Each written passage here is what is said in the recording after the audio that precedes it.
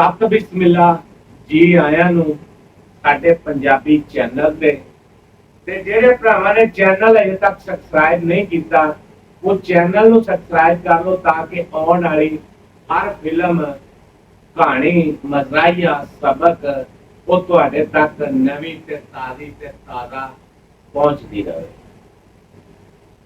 इस तरह उन्हें कहा एक बंदा ना जर्मन चो पढ़ के आया तो वो सुबह नाश्ते के टाइम अपने अब्बे दे नाल नाश्ता बैठा कर रहा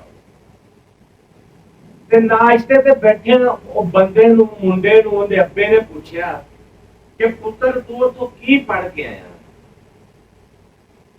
ते मुंडे ने अपनी ना खुशी नाल अपने जोश के विच आण के ते अपने अब्बे नू कहा कि मैं अब्बा एक उत्थे साइंस एक टैक्नोलॉजी एक मुतफिका पढ़ाई करके आया कि जिंदे नाल जिंदी रोशनी दे विच ए अपने अगे एक आंडा पिया होया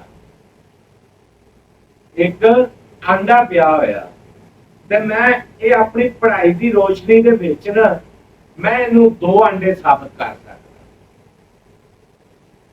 वो पुत्र ने ना दलील दे दे के ते लैना ला छड़ियां आपदे अब्बे अगे कोई अद्धा पौना घंटा उन्हें दलील दित्तियां।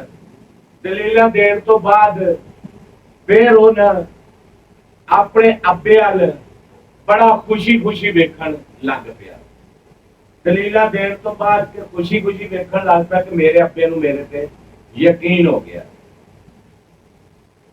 उनके अब्बे ने चुप करके वो अंडा चक्या चक के मुंह दे विच पा के अंडा खा लिया।